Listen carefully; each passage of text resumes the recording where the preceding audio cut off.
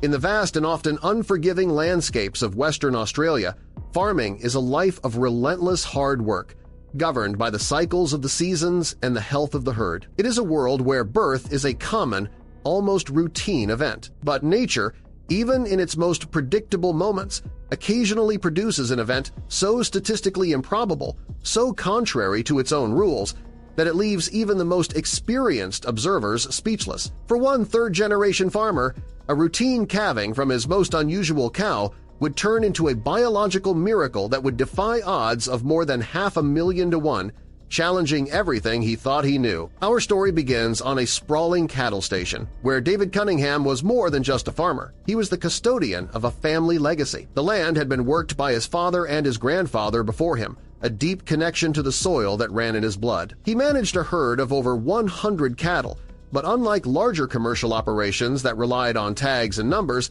David possessed an old-world skill known as stockmanship. He knew each of his cows by sight, by their unique markings, their temperaments, and even the subtle expressions on their faces. He knew their lineage, their histories, and each one had a name. Among the herd, one cow had always stood apart. Her name was Nessie, and she was a biological anomaly. To understand just how special she was, one must first understand the basic biology of cattle. Cows, or bovine animals, are typically monotocous, meaning they are biologically designed to carry and give birth to a single offspring at a time. While multiple births can occur, they are rare. Twins happen in only about 1 to 2% of births. Triplets are a statistical marvel, occurring roughly once in every 100,000 births. The odds against a cow successfully giving birth to 4 healthy calves are astronomical, estimated to be rarer than 1 in 700,000. Nessie, however, seemed to live outside these statistical norms.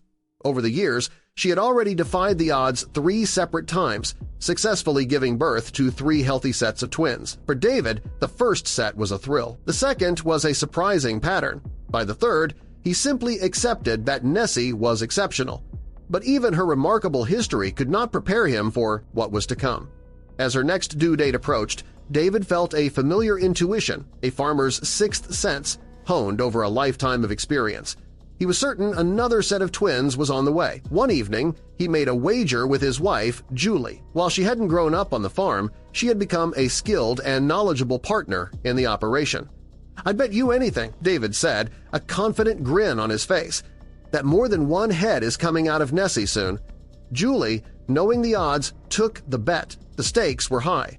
The loser would have to single-handedly complete the final 6 miles of fencing on the property, a grueling, month-long job of digging posts by hand and stringing wire under the hot Australian sun. They shook on it, and David's confident smile told Julie she may have just been played.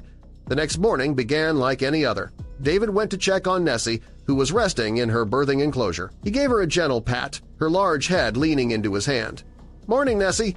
Ready to pop out some twins today," he said with a chuckle. He filled her feed bowl and went about his morning chores, feeding the chickens and tending to the garden. He was gone for no more than an hour, but in that short time, the situation had changed dramatically.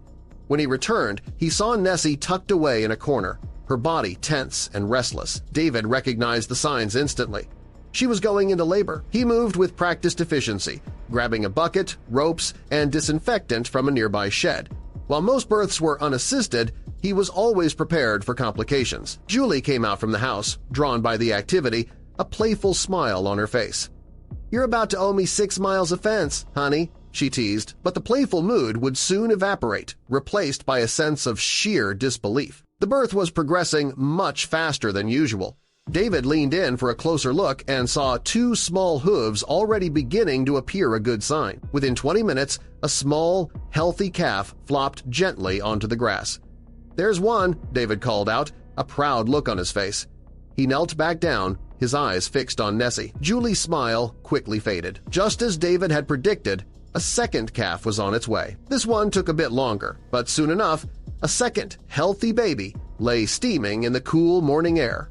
"I win! Twins again! Julie, I told you!" David exclaimed, beaming as he gave Nessie a hearty pat for a job well done. Julie just shook her head, half in disbelief and half in admiration of her husband's uncanny intuition. But just as they began to pack up, ready to let the new mother rest, David noticed something was wrong. Nessie huddled moved. She was still lying on her side, her body tense and straining. A seasoned farmer learns to read the subtle language of his animals, and every instinct in David's body told him this was wrong. A cow that has finished giving birth should be trying to stand, to clean her newborn. But Nessie remained on her side, her body still racked with contractions. David quickly checked her breathing and heartbeat. They were stable, but she was clearly still in labor. A look of stunned realization passed between him and Julie. "No way," Julie whispered, her voice barely audible. "Could there really be a third?" The idea was almost unthinkable. Twins were Nessie's specialty, but triplets were the stuff of agricultural legend, a 1 in 100,000 event. But then, right before their eyes, Nessie gave another powerful push, and a third tiny, healthy calf emerged into the world. David and Julie stood in stunned silence, their minds struggling to process what they had just witnessed. Triplets. It was a miracle. But just as they were beginning to grasp the magnitude of the event, their hearts nearly stopped. Nessie was straining again. The biological impossibility of the situation was escalating with each passing moment. With one final, exhausted effort, a fourth healthy calf was born, flopping gently onto the grass beside its siblings. For a long moment, the two farmers could do nothing but stare at the unbelievable scene. One mother cow and 4 tiny, perfect, wobbling calves. The odds they had just witnessed were more than 1 in 700,000. It was a miracle. After nearly 4 exhausting hours, Nessie slowly, unsteadily rose to her feet. She began to gently lick her babies, nudging them close and making sure each one felt safe. The heartwarming scene, however, was overshadowed by a harsh and immediate reality. A cow is biologically equipped to care for and nurse 1, perhaps 2, calves at a time. Her body simply cannot produce enough milk to sustain 4. If left to nature, it was a near certainty that at least 2, and possibly all 4, of the calves would not survive. David and Julie knew they had to make a difficult, seemingly cruel, but ultimately life-saving decision. With gentle hands, they carefully separated 3 of the calves from their mother. The tiny animals cried out as they were carried away, but David and Julie moved with purpose, placing them in a separate, warm barn stall. It was filled with fresh hay, clean water, and bottles of nutrient-rich milk formula. From that moment on, David became their primary caretaker, a surrogate mother working around the clock. His days and nights became a blur of bottle feeding, cleaning, and carefully monitoring the health of the 3 fragile lives that now depended entirely on him. Meanwhile, Nessie was left with the 4th calf, a little female. Freed from the impossible burden of caring for 4 newborns, she was able to give her full maternal attention to the one. The little calf, who had been crammed next to her 3 siblings for months, now had space to wobble around and play beside her mother. It was a poignant scene of natural bonding, made possible only by the farmer's difficult intervention. The survival of this impossible family now rested on both the instinct of the mother and the dedication of her human caretakers. For 6 long weeks, David and Julie worked tirelessly. Finally, the day came when the 3 hand-reared calves were strong and healthy enough to be reunited with their mother and sibling. The moment they were brought back to the enclosure, Nessie was overjoyed. She nuzzled each one, her low moans a clear sign of recognition and affection.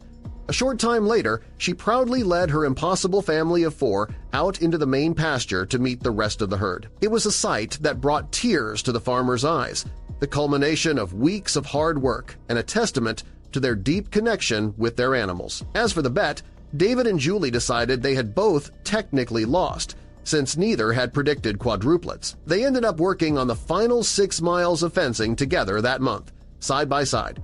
But as they worked under the Australian sun, they knew they had actually won something far more valuable. They had been witnesses to a true miracle, a 1 in a million event that reminded them that even in a life's work filled with routine, nature always holds the power to leave you in absolute awe.